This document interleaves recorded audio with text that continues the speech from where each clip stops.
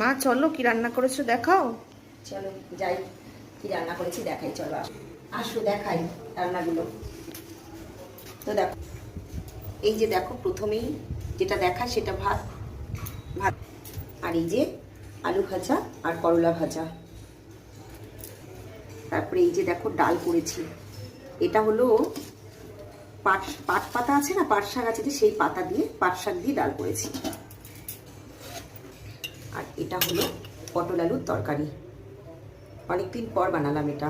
আর এই যে দেখো এটা এটা হলো ঝিঙে দিয়ে আলু দিয়ে মাখা মাখা করে তরকারি করেছি। খুব ভালো লাগে জানো তো বন্ধুরা এই তরকারিটা। তো এই আজকে রান্না বান্না এই পর্যন্তই।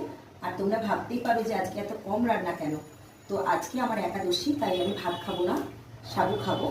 তো সেই জন্য আমার মেয়ে আর আমার হাজব্যান্ডের জন্য রান্না করেছি।